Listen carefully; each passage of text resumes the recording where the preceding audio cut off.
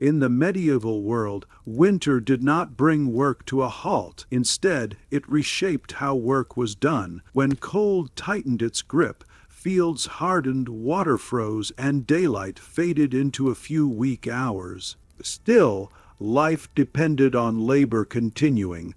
Farmers, builders, craftsmen, carriers, miners, and servants all had to adjust their routines to survive the frozen months.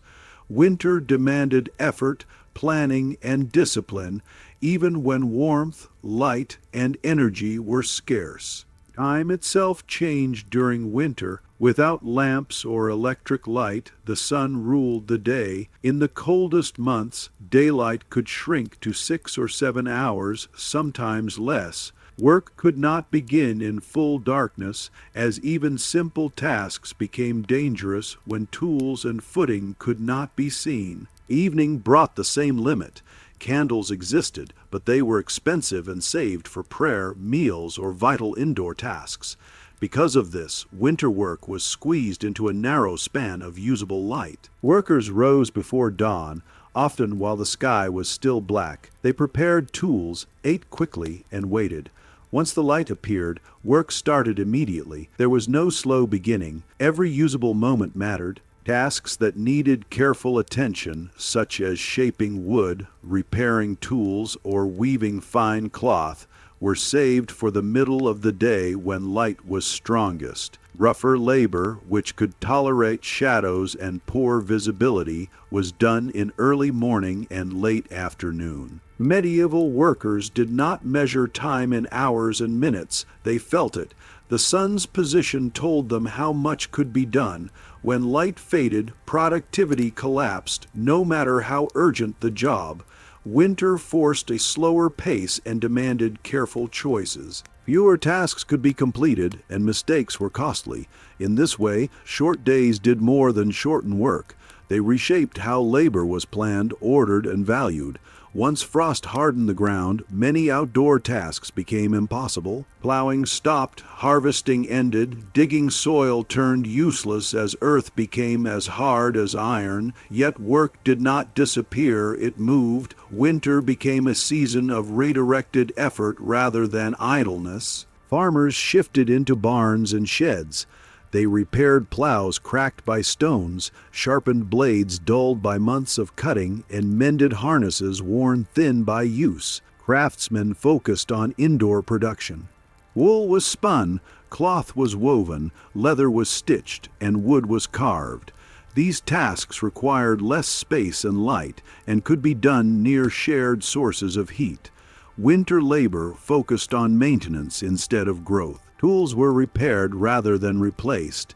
Objects were expected to last another year. This careful preservation reduced waste and ensured readiness for spring. Working indoors also reduced exposure to wind and snow, lowering the risk of frostbite and exhaustion. The move indoors changed social life as well.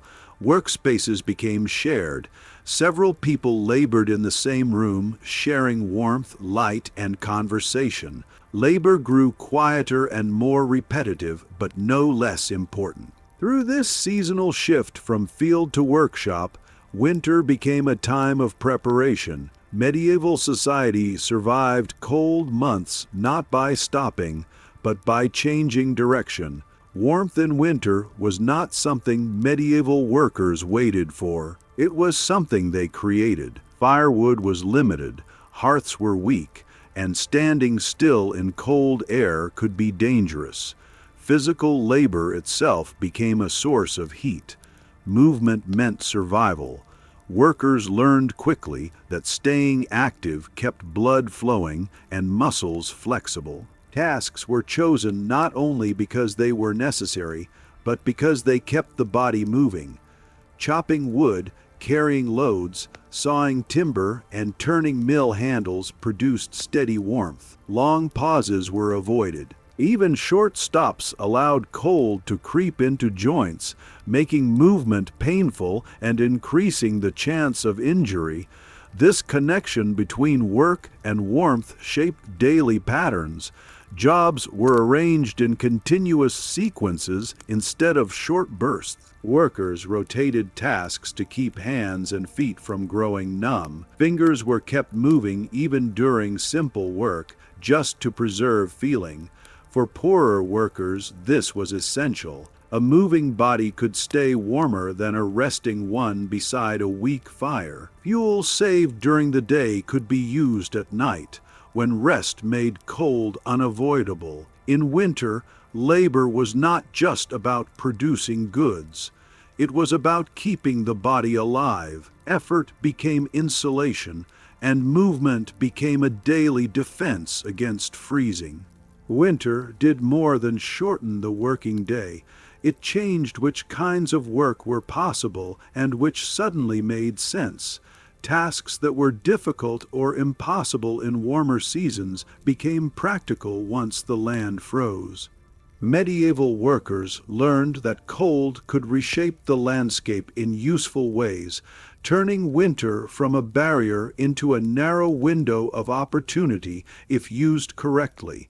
When autumn rains ended and frost locked the ground, mud disappeared. Fields that once swallowed feet and wheels became hard and reliable surfaces. Waterlogged paths stiffened into solid routes. For laborers used to struggling through thick earth, this change mattered deeply. Movement became more predictable. Heavy loads could finally travel without sinking, tipping, or breaking axles. Because of this, the most demanding physical work was often planned for winter mornings. While temperatures stayed low and the ground remained firm, hauling was safer and more efficient. Timber cut earlier in the year was dragged across frozen soil.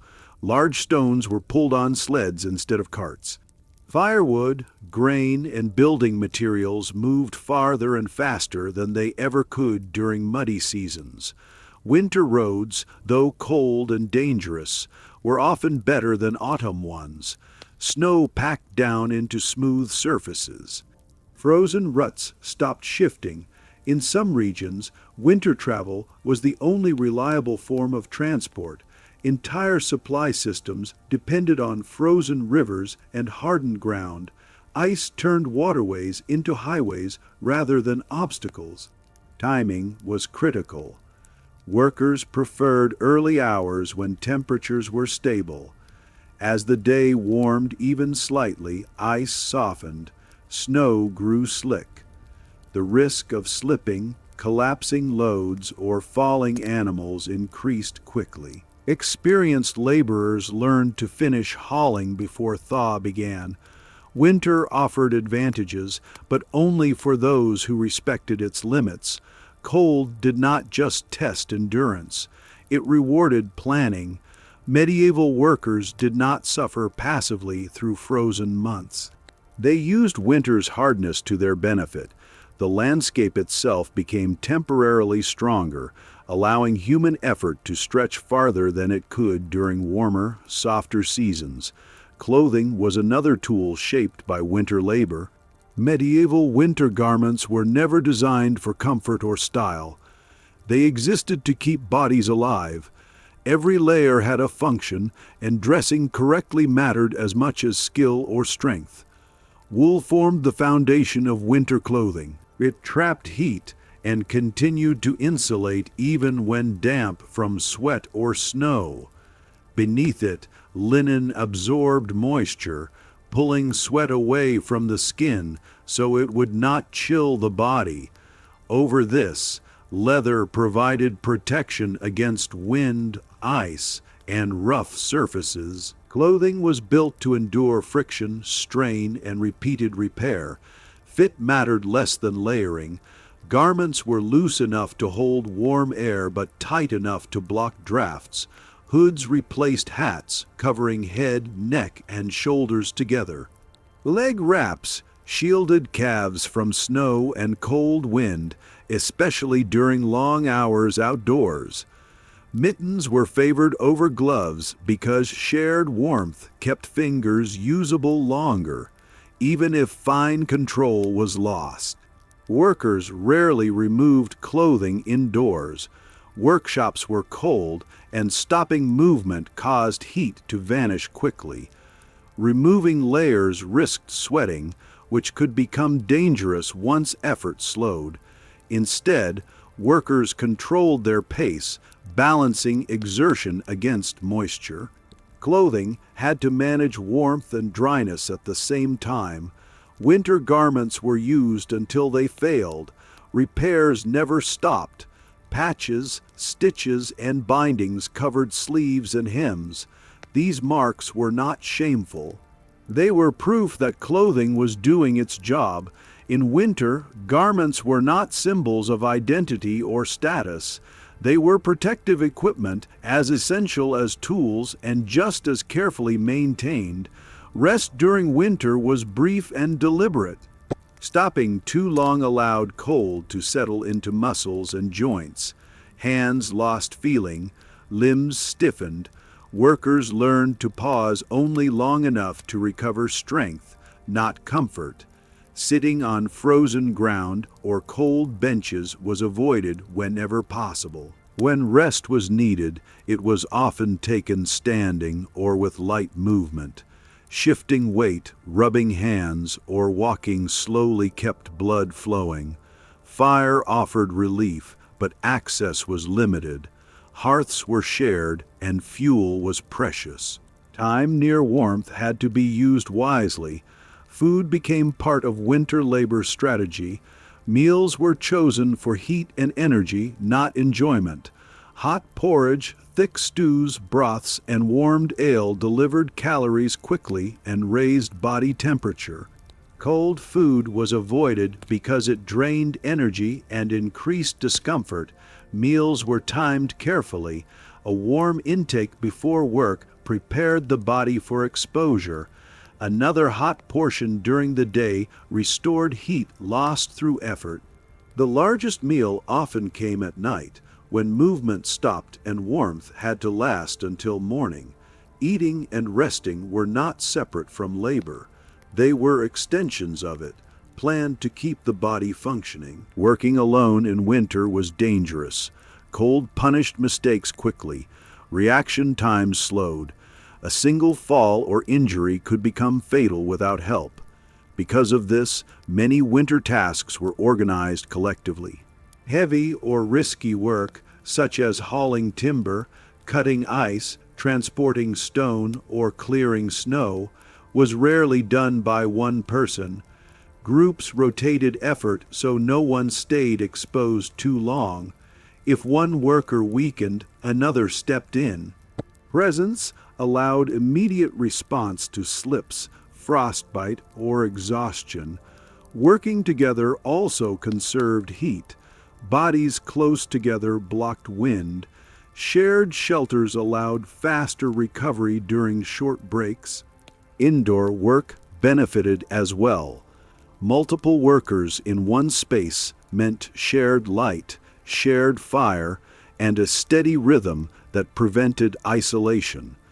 This cooperation was not idealism. It was necessity.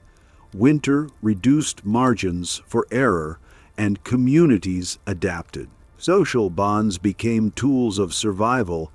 Trust meant safety. Absence increased risk.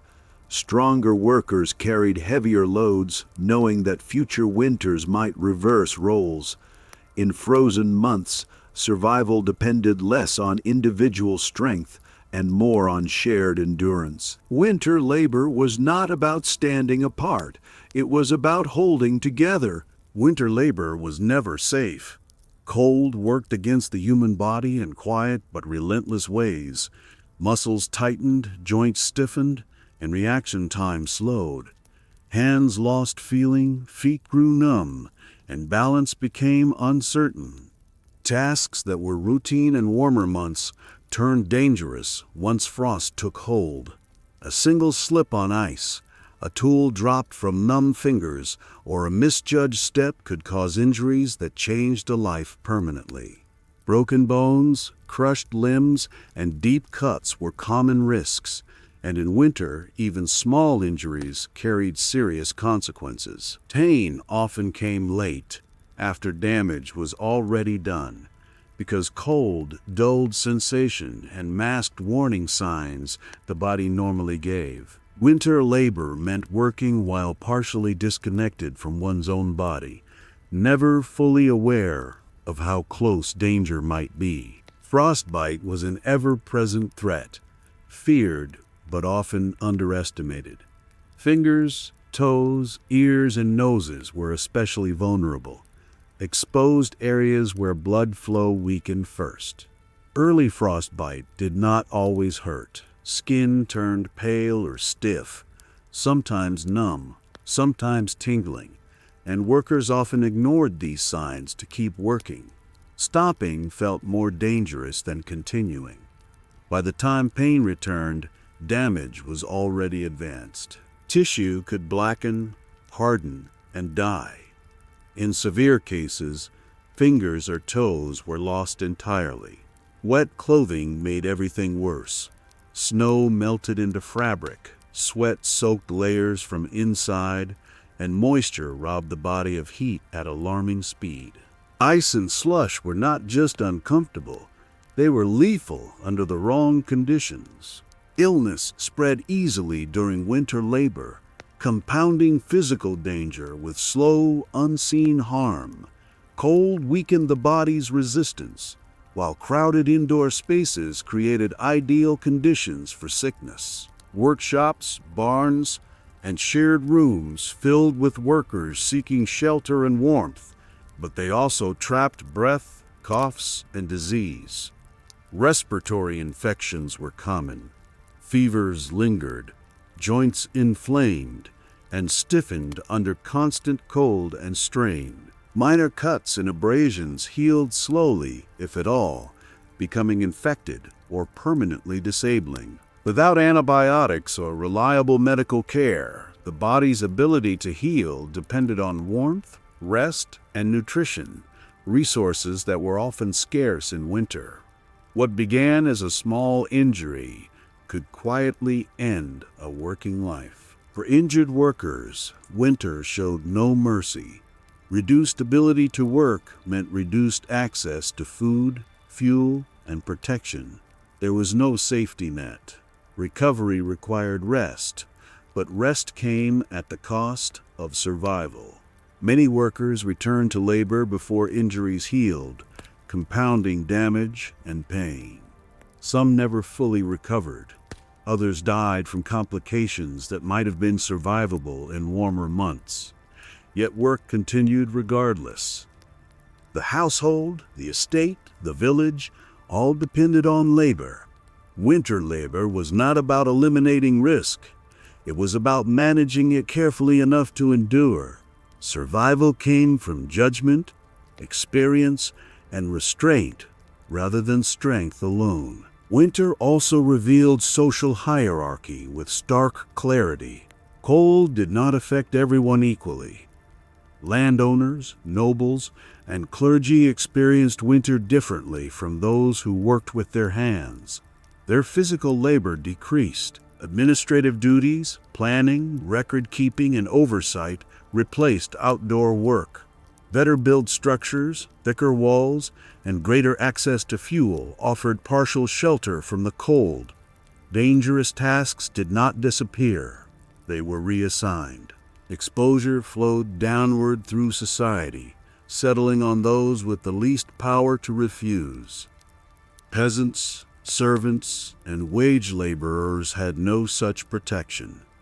Their survival depended directly on productivity. Missing work meant losing food, wages, favor, or shelter.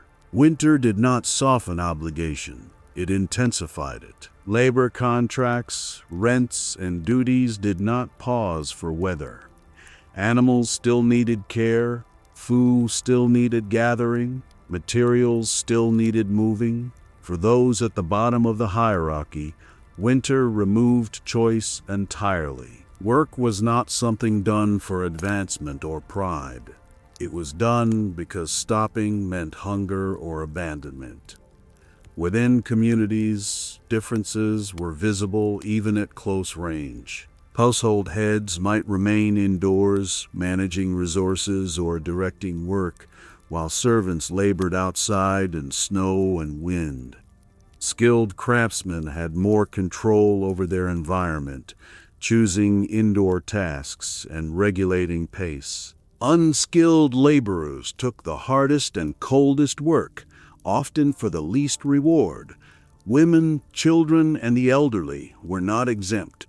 Spinning, mending, carrying water and fuel, tending animals, and preparing food continued regardless of temperature. Winter did not reduce labor across society. It redistributed it unevenly, pressing hardest on those least able to bear it. This unequal exposure was not accidental. Medieval survival depended on it. Some bodies absorbed the worst of winter so others could remain warm enough to plan, manage, and endure. Cold did not level society. It sharpened its divisions, making clear who could retreat and who could not. Hierarchy became visible not in symbols or titles, but in who stood outside longest, who risked frostbite, and who bore injury without rest.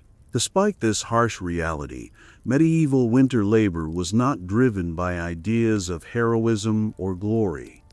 It was practical, disciplined, and restrained. Workers did not endure cold to prove strength or virtue. They endured it because adaptation was necessary. Schedules followed light because light dictated safety. Tasks matched frozen ground because the environment allowed nothing else.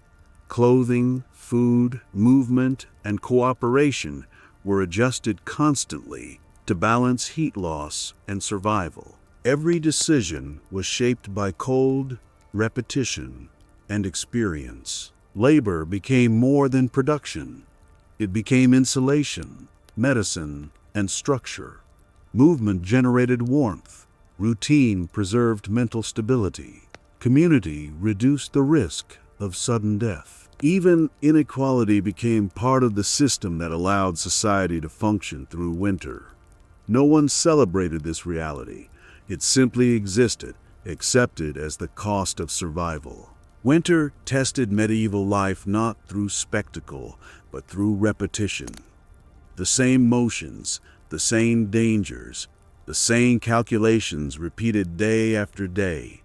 Those who survived did so not by resisting winter, but by reshaping themselves around it. In the frozen months, labor held medieval society together quietly, relentlessly, and without recognition, carrying it forward until spring returned. As winter deepened, endurance mattered more than speed. No one expected rapid progress, and no one measured success by how much was finished in a single day. The true goal was simple and absolute: survive until spring. Every task, no matter how small, served that purpose. Repairing a cracked tool, patching torn clothing, stacking fuel, or hauling wood was not just work to fill time, it was preparation. Each repaired object and stored resource was a small defense against hunger, cold, and exhaustion. Winter labor was not about growth or ambition. It was about holding life steady until warmth returned. Daily routine became a form of protection. Rising before first light, preparing tools in darkness, working during the narrow hours of daylight, eating for heat rather than pleasure, resting briefly without fully stopping, and gathering again at night formed the predictable rhythm. That rhythm mattered deeply. It prevented despair by giving shape to long, repetitive days. When the world outside felt frozen and hostile, routine offered order. Familiar motions gave meaning to repetition and reminded workers that each day endured brought them closer to spring. Winter demanded patience above all else. Mistakes were costly, and haste was dangerous. Care replaced speed. Workers learned to conserve strength, to pace themselves, and to recognize limits imposed by cold and darkness. They learned when to push and when to stop, when effort would warm the body and when it would only drain it. This knowledge was not written down. It passed quietly from one winter to the next, taught through observation, correction, and shared experience rather than instruction. Communities planned together because isolation meant failure. Fuel was rationed carefully. Food stores were guarded and measured. Tasks were divided so no one carried the burden alone. Cooperation was not idealism, it was necessity. Winter revealed dependence more clearly than any other season. Survival required coordination, trust, and shared restraint. No household, no worker endured alone. Labor adapted to winter rather than resisting it. Frozen rivers became roads. Snow became support instead of obstruction. Darkness shaped schedules, and cold shaped movement. Every condition altered behavior. By spring, tools were ready, clothing was patched, and bodies were worn but alive. Survival itself was the achievement. Medieval workers did not conquer winter. They endured it through adaptation, cooperation, and relentless effort, carrying society forward until the thaw returned.